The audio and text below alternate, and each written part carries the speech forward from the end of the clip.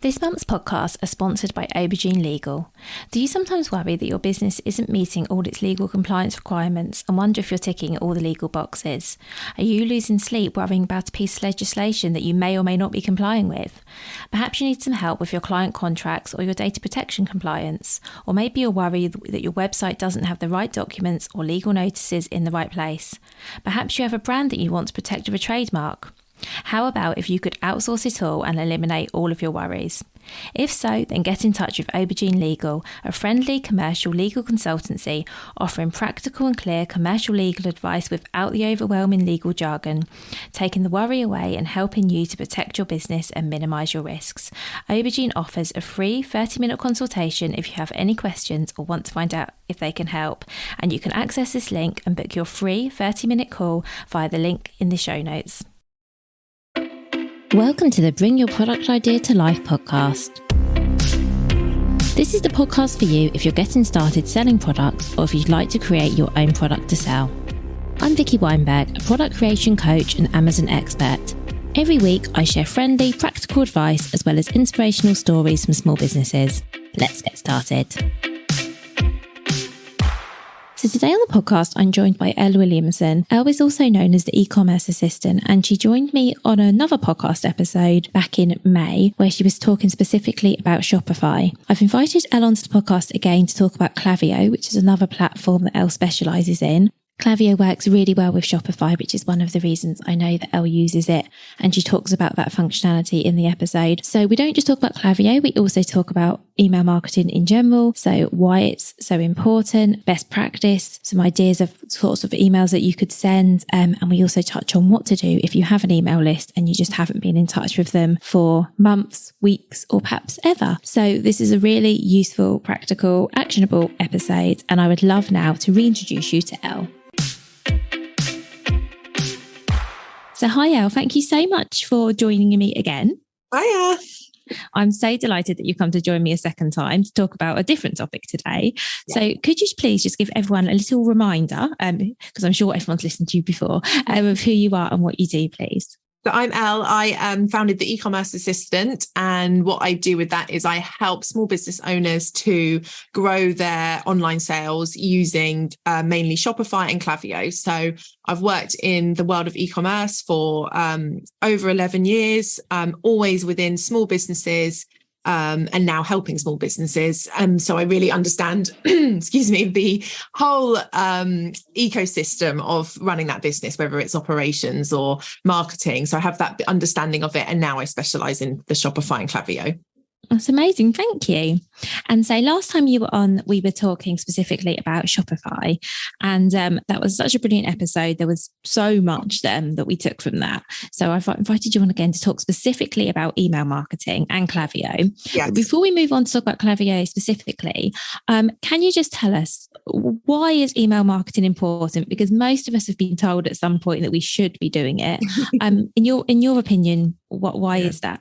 I think the thing is, everyone's told, aren't they? It's not just like product-based businesses, even us as service providers, it's all drummed into us at the moment. And I would say even more so within the last 18 months, I've definitely seen there's this bigger focus on email marketing. And that's mainly to do with changes on social media platforms and Google and things like that are kind of out of our control. And I think the big point is that email marketing is an owned channel. So it's in our control to gain subscribers, get them on our list and have that data and own that data, if you like. Obviously, people feel free to unsubscribe when they like.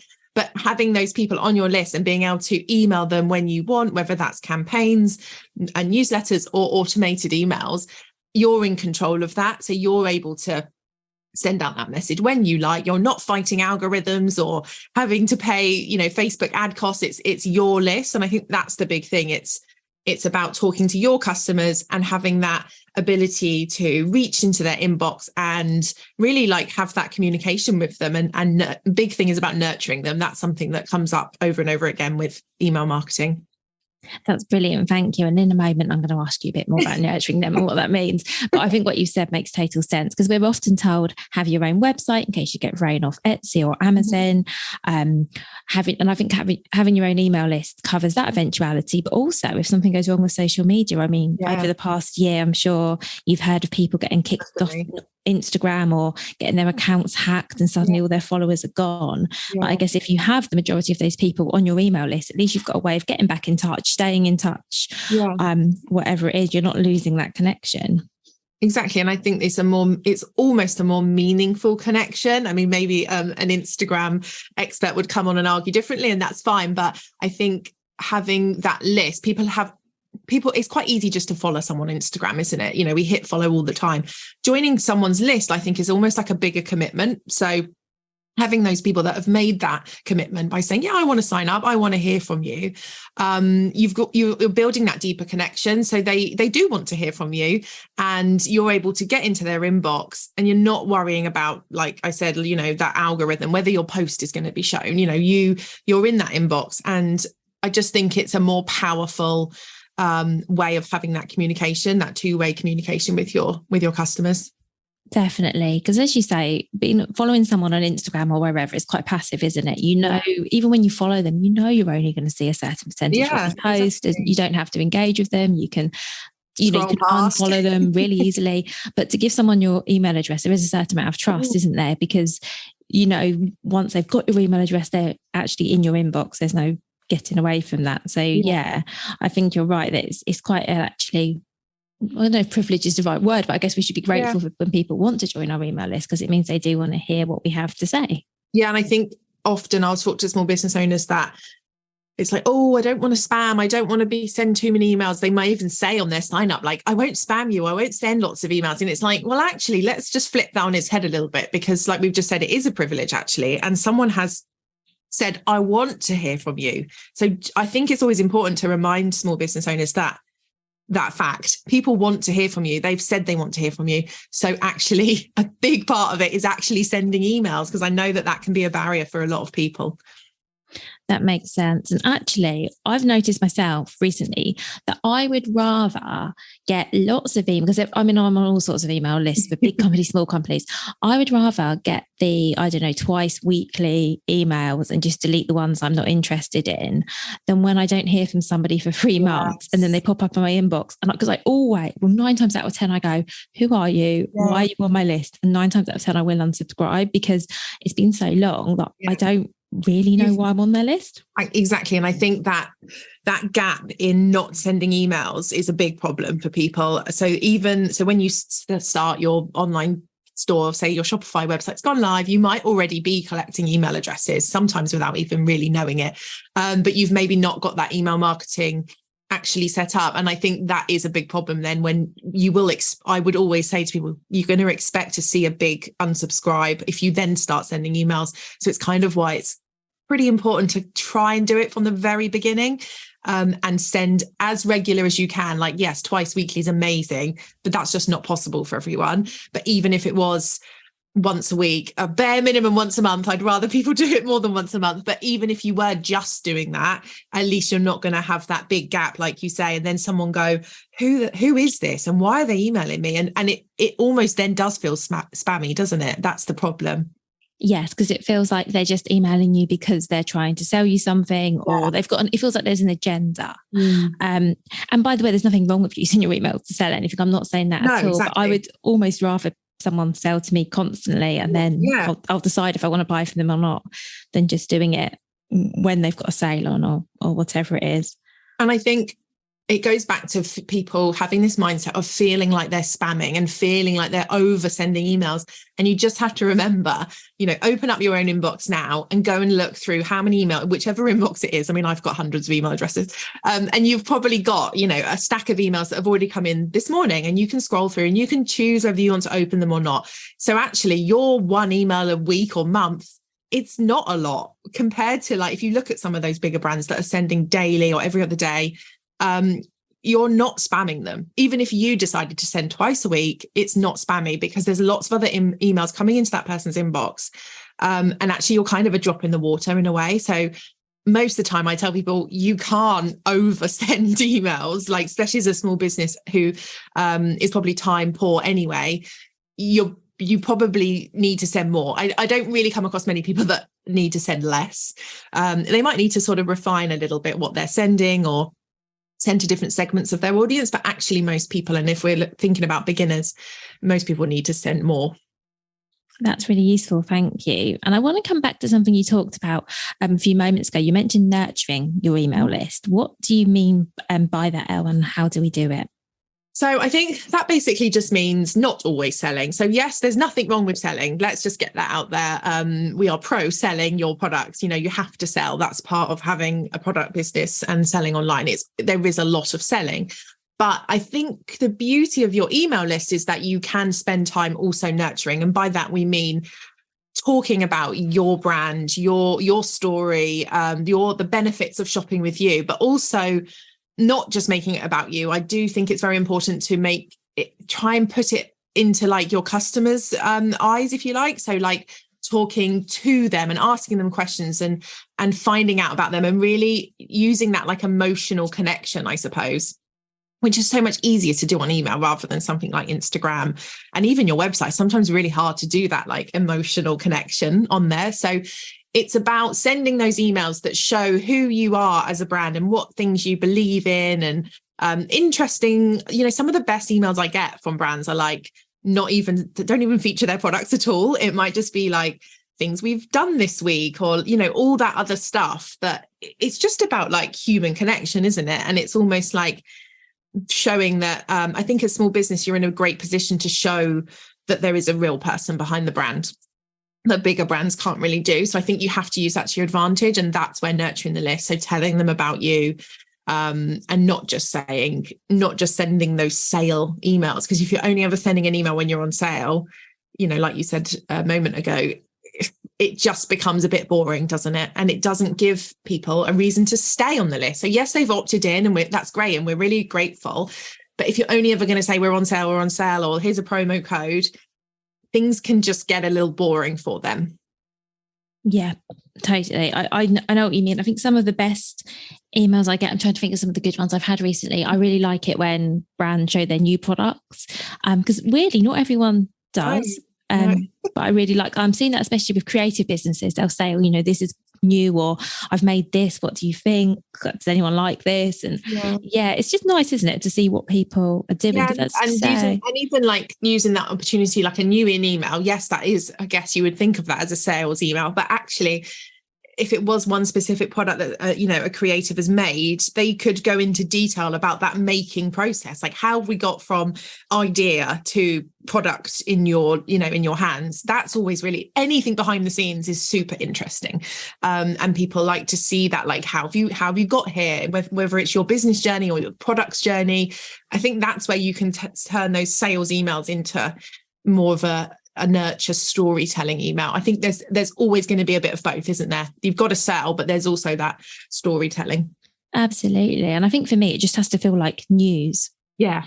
So I've got a few emails recently, and just because I had a look through my inbox before we spoke, and I've had a few emails from brands, big and small, who've been like, oh, the weather's really hot. You might need our sun cream, or do you know what I mean? Things like that. That's kind of, yes, they're selling, but it's like, oh yeah, it has got quite hot. Maybe I do need that. I always say it's like about helping your customers as well. Like that's with your website and your emails, like help them out. Like if the weather has changed, and obviously things that are to do with what's happening are always going to work well, whether that's Christmas, anything seasonal is obviously going to work, and you're going to talk about that a lot. But also, saying, oh, have you seen that we sell this? This could help you do this. And I think that's something that brands often miss, because I think you're so involved with your own brand and your products, you almost forget those to tell people like that they're actually useful, or they do this, or we have this available, that the hot weather and you might want to buy our sun cream.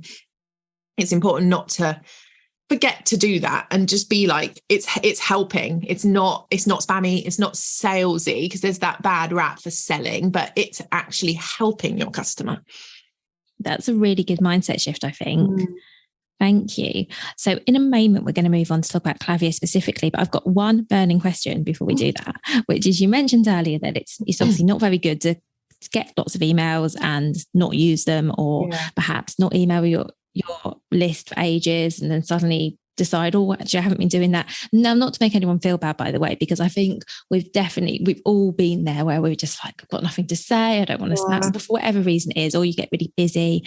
I think email marketing can definitely drop off the to-do list. But let's say I haven't used my email list for months, and now I'm feeling a bit scared because it's like, what do I do? You know, I haven't been in touch with everyone for ages. Everyone's going to unsubscribe as soon as I email them. What's your best advice for dealing with that, Elle? I think the first thing is just do it, just send it. Like, if you've got that feeling of I've got that time now, or I've got that feeling that I need to email my list, just do it. Like, just bite the bullet. You have to accept that not everyone will subscribe, but I usually see a slight increase in unsubscribes. But again, unsubscribes are not a bad thing from your list, because if people aren't interested, or people, it might be a product that, you know, like a baby product, like we only have newborns for a short period of time. So actually that customer might have just gone through that journey of needing your brand. So it's okay to have unsubscribes. Never worry about that. Never see that as a bad thing, unless you've got a real high percentage, you might have a problem. I think it's fine. If someone doesn't want to be on your list, don't worry about it.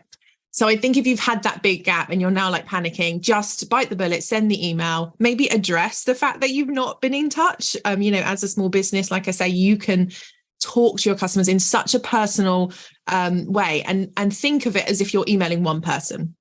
So think of it as, I'm just emailing X customer. Maybe it's a customer you know, or maybe it's a friend. And just think of it as if you were emailing that person to say, oh, sorry, I haven't been in touch for a while. Things have been busy for me. You know, just address it in like a really friendly, nice way that, you know, that is your brand voice. And then just try, and I would then say, send that email, but then plan, when are you going to send the next one? Don't let that big gap happen again.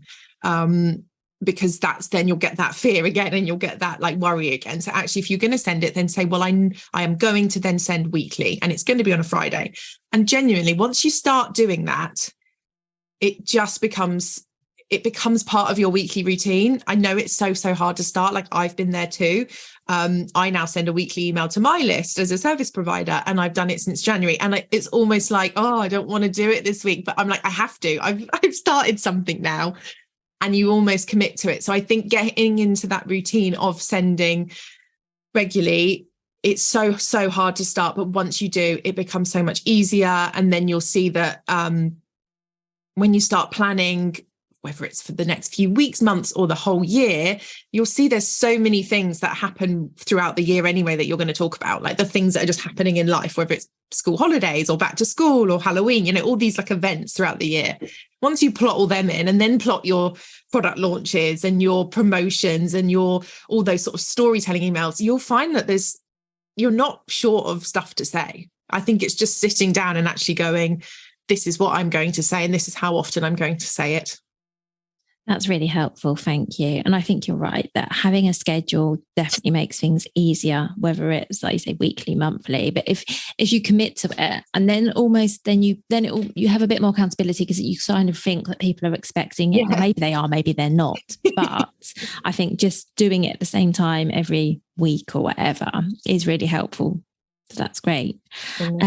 Let's move on and talk about Klaviyo, if that's okay, Elle. I'll be honest, Klaviyo isn't an email provider I've used. So can you start by just telling us what Klaviyo is and why it's your top choice? So it is just an email provider like many others. So, you know, most people have heard of MailChimp or MailerLite. I mean, there's so many email providers now. But the thing with Klaviyo is that it was built for e-commerce. So most other email platforms, if not all actually, were built as email marketing providers. So whether it's a service provider or a school or a community-based thing, like, it doesn't really matter. It's just someone wants to send email. So the difference with Klaviyo is they built it for e-commerce, for product-based online businesses. Like, all the extra functionality that you might need, and sometimes you don't even know you need it, or don't even know it's there, I suppose. But Klaviyo have that. So it's so much more sophisticated than something like MailChimp, which is what a lot of people seem to move from that to Klaviyo. And it's the integration with Shopify, and this is why I guess I specialize in it, is just amazing. So Shopify sort of promote them as their top email marketing provider choice. So it means that they've got that connection. So they're building a better integration. So as soon as it's literally just almost a click of a button to integrate, which is rare in working in an online business. That's something so easy. And that means that the data from your Shopify store is going to push through to Klaviyo, and you're going to have that all in there. So you're going to know when someone's browsed products, when someone's abandoned the cart, when someone's abandoned checkout, what someone's ordered. There's just so much data, which can be overwhelming. I do get that for people just starting, but it tends to be something people I see might have started with something a bit more basic. They think, oh, I'm not quite ready for that. It's too complex. But most people then tend to want to move over anyway. So I kind of think if you haven't started yet and you've got a Shopify store, I think you might as well just start with it, because it's going to grow with you. Like, you're going to have everything you could possibly want. You've got the basic stuff. You can just collect subscribers and you can send emails if that's all you want to do.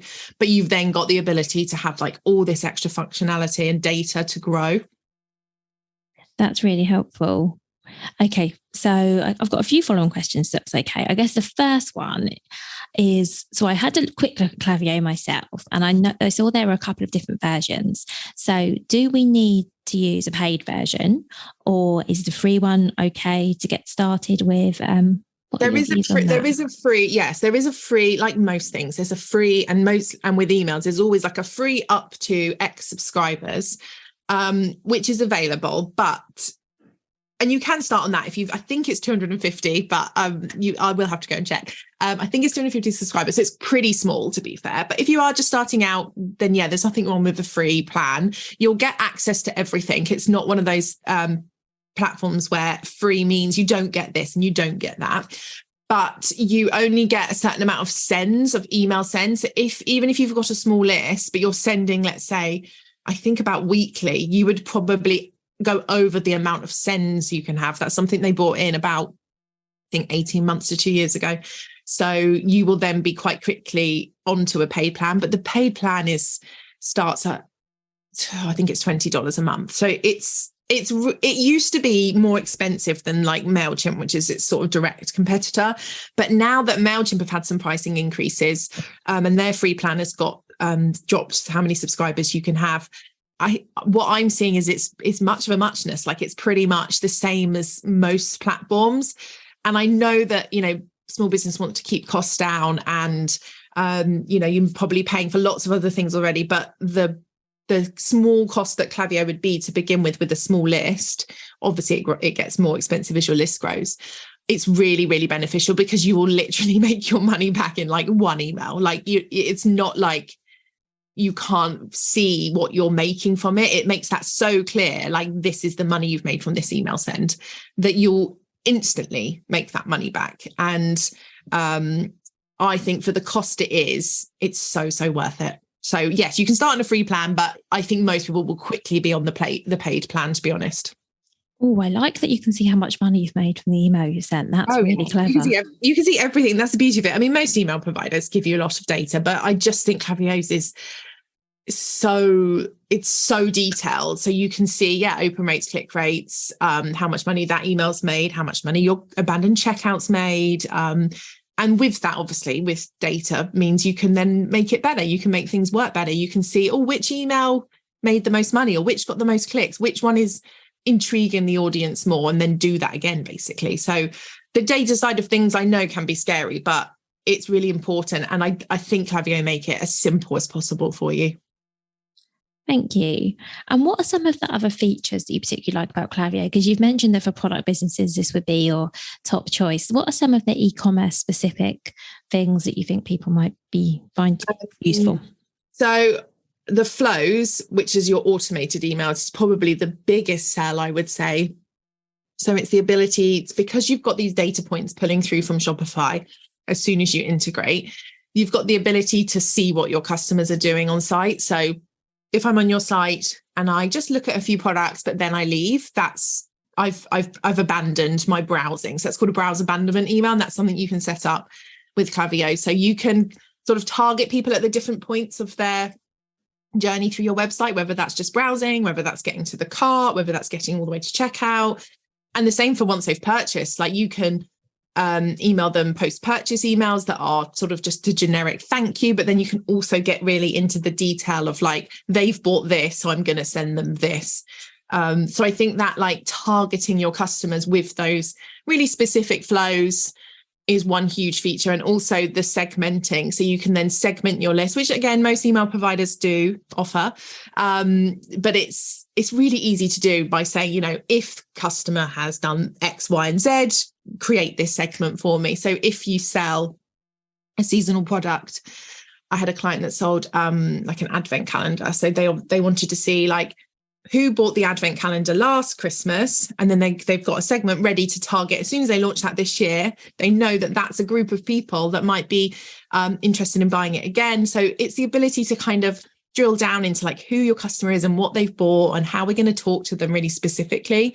And then it's obviously got, you know, lovely, easy to use email designs. You can make lovely templates, drag and drop editor.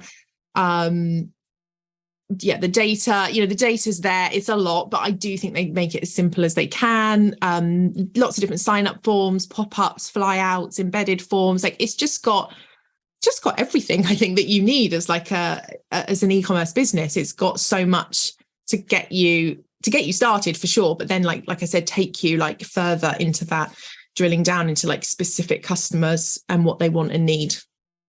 Oh, I really like that. Yeah. That's all sounds amazing, because I years ago used MailChimp, and I believe that you could at that point do some of this on MailChimp. So maybe abandoned checkouts was one. But I personally, and this might just be me, but I remember finding it really complicated to sort of get everything set up. So I really like the fact that this sounds super easy, and it sounds like it almost does a lot of it for you. I think the integration with Shopify makes so much sense. Exactly. Like it is easy just to get started. I think what I see is sometimes, and it's the same, I think I've said it about Shopify before as well, sometimes it's almost too easy in that there is templates of these flows that you can just set up. So you can click in and say, right, I want to set up an abandoned checkout, set up that flow, and it gives you this sort of template that you just edit. And like what I come to see a lot if I look at someone's account to do like an audit is they've not really changed that. So it's really important, and I think we said it about websites as well, to use templates. Yeah, of course, it makes your life easier, but then adjust things and edit things and make sure it's like relevant to your brand. Like change the subject lines, think about the timing of those emails. Like it's got to be personalized to your brand. So yeah, it's easy to get started, but just remember to make those edits. That's a really good reminder. Thank you. And it comes down to even those little things, doesn't it? Like usually get a footer with your social links and all those sorts of things. So that's a really good reminder to just check all of that. Well, check all of those things. But if you're getting started, just do it all at the outset. Well, yes. Otherwise, you've got to come back and fix it all. But it's that thing of like, shall I just get started or shall I make it perfect? I'm not saying you've got to make things perfect, because getting started is far more important, but it's worth just like taking that extra whatever hour at that time and going, what can I do to like make this email really look like it's come from my brand, like have that consistency of my website. That's super important as well. And that subject line's got to be like, it sounds like it's from you and not from somebody else, which if you don't change the subject lines, you're just going to sound like someone else, aren't you? So what would you say are some of the ways we can get the most out of Klaviyo? And perhaps some of these things will actually apply to other email marketing platforms as well. Yeah, definitely. So I think starting with the basics is probably the biggest thing that I tell people to do. So I'll sometimes look at someone who's already set up and they're like, what can I do now? How can I make more money? How can I push it further? And actually what I usually see is that if you just focus on the very basics and get those like perfect or as perfect as they can be, that can make a huge difference. So rather than saying, well, I've set up all these flows, can I set up more? Definitely focus on like the key e-commerce flow. So that does apply to any email marketing provider that you're using. So that's things like your welcome flow. So welcoming people onto your list. And that's a big one for the nurturing that we've already spoke about, telling people who you are and what you sell, and obviously trying to get them to make that first purchase. So that is essential. And it's got to be more than one email. So you might have set that up really quickly just to get something live, but then you've forgotten to go back and put in more emails. So that's something to work on. Your abandoned checkout, abandoned cart, abandoned browse, all those sort of abandonment emails that you can set up, those need to be set up and optimized. So get those working. They're going to bring in a lot of revenue because those are different customers that are sort of almost purchasing, like they've browsed or they've gone to cart, they've gone to checkout. So it's really worth making sure that they're working hard. And again, multiple emails in those flows. And then the one that I do see people miss, and I know I'm just focusing on automated emails at the moment, but it is something that I would prioritize setting up. So the other one is the post-purchase. So if someone has purchased, so they've sort of gone through your welcome flow, they've maybe had an abandoned email, they've then purchased, great. Don't just leave them. Setting up that post-purchase is the way to start talking to them about purchasing again, which we all know having a customer become a repeat customer is so valuable. Like rather than having to keep going and finding more customers, hopefully you've got a product that you can perhaps make sure that customer can buy again, like buy something different or buy the same product. Like it totally depends what you sell. Because if you sell a consumable product, you're going to think about sending like a replenishment email. So a thank you for ordering, getting them excited for the delivery. How was your delivery? You know, you've got to think reviews, all that post-purchase journey stuff, but also buy again. Like you've always got to think, how can I get this person to buy again or buy more? So getting those kind of, I guess it's 4 or 5 flows really perfected is a starting point and essential. But obviously you also need to get people on the list. So, you know, thinking about a pop-up, and I know people have issues with pop-ups and say they can be really annoying, but it's the best way to get people on your list. So there's ways of making it not annoying, like setting the timing to have a delay rather than popping up straight away. The design of it, you can make sure that isn't too intrusive. Like there's lots of ways to kind of optimize that. So you want to be making sure that you have that set up, but you're then looking at ways of making it get more people on your list. And also you can set up embedded forms and things like that, like I mentioned. But again, like the basics, just a pop-up to get people on your list. And then I guess the other essential is having a really great email template. So when you start with Klaviyo or any email marketing provider, working on that template design so that you can kind of just use that for every email will make things so much easier, so much quicker. So creating a really lovely branded template that's got everything you might need, like you say, like a lovely footer, social links, a header, navigational links, your logo, blah, blah, blah. Like go into your inbox and get inspiration. Like, you know, that's the thing with email, isn't it? We can just go and look at what other people are doing and get that inspiration.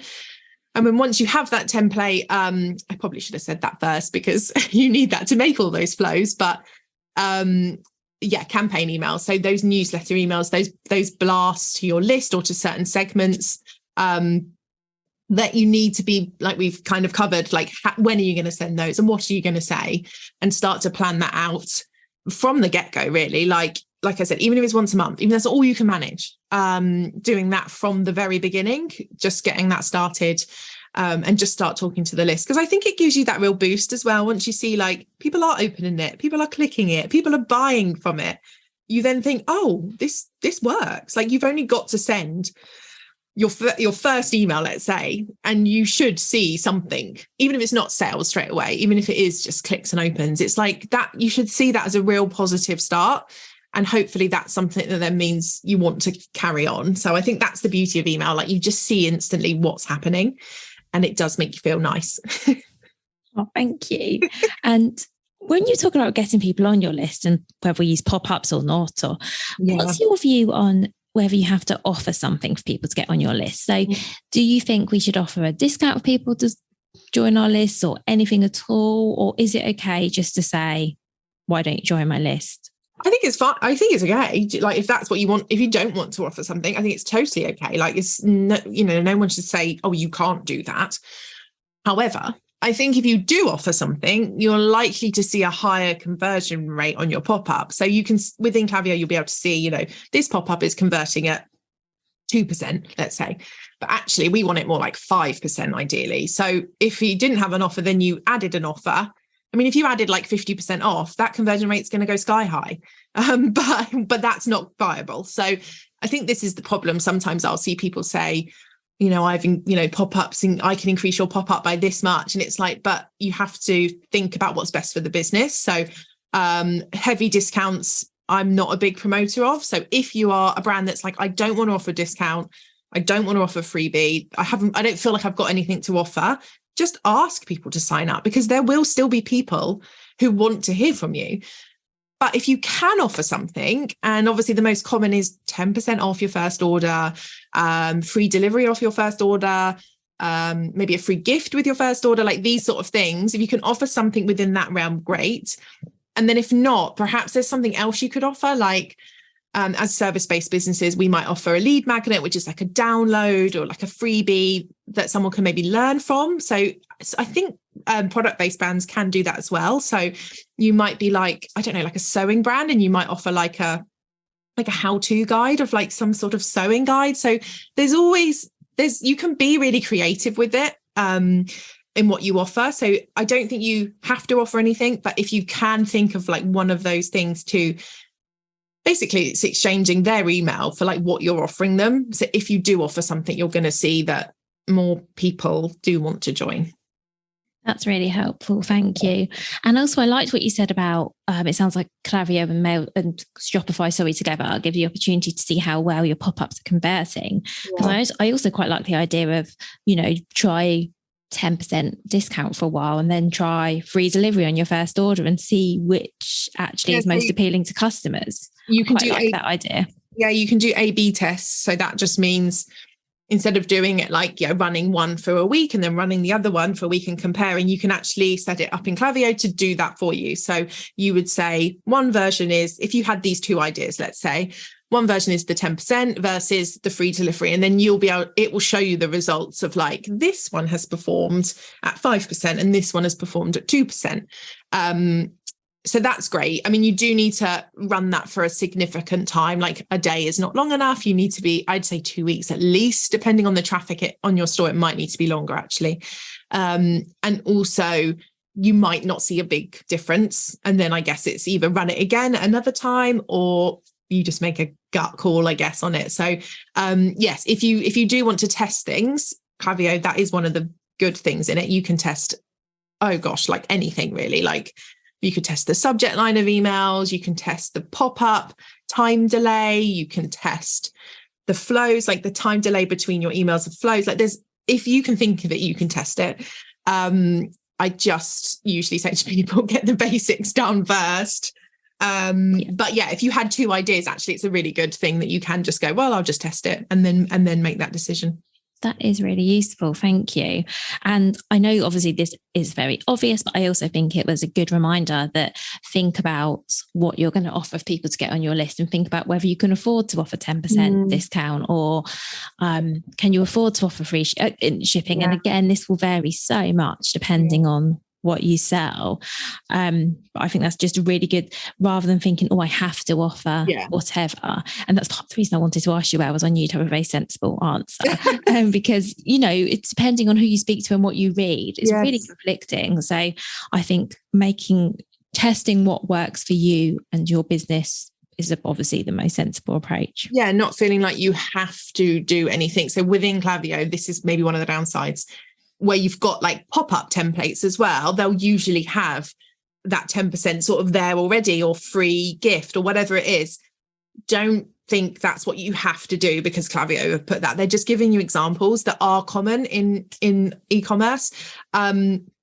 However, usually, even if hopefully you can afford it, because even if you give 10% off that first order, because you're going to be using your email marketing to nurture and create repeat customers, the benefit of like gaining that customer with the 10% off and then them ordering, let's say 3 more times at full price, then actually that is worth it. So I think, yes, make sure you can afford it as a brand. But in the long term, if you are using email marketing right, it should be worth it in the financials. So just remembering that as well. That's really helpful. Thank you. And I've got one final question, Elle, before we finish, which is, what is your number one tip for using email marketing effectively? So whether that's Klaviyo related or just email marketing in general. Oh my gosh, number one tip. I I'm always so bad at these questions because I'm like, just do everything. But I know that that's so hard. I think the number one tip goes back to what we started on. And it's just either get started, or if you've had this big long gap and not emailed or never emailed, but you have been acquiring lists, like sometimes people look and they've actually got quite a few subscribers. So just get started, just send emails. So even if that's setting up one flow, your welcome flow, let's say you haven't done that yet, if that's sending that one campaign every Friday morning, just get started. And I think once you do, it all becomes easier. Like doing all that stuff we've talked about will feel easier because you've just got started. And I think with the website, it's kind of like an essential, isn't it? If you want to sell online, aside from the marketplaces or Etsy or wherever, you need a website. So people get a website set up. Whereas email marketing almost still feels like an optional extra. And I just don't think it is anymore. You need to be working on them both. So I think if you can just get started and make that part of your like weekly marketing schedule, you will instantly see the benefits. That's brilliant. Thank you so much. You're welcome. Thank you so much for listening right to the end of this episode. Do remember that you can get the full back catalogue and lots of free resources on my website, vickyweinberg.com. Please do remember to rate and review this episode if you've enjoyed it, and also share it with a friend who you think might find it useful. Thank you again, and see you next week.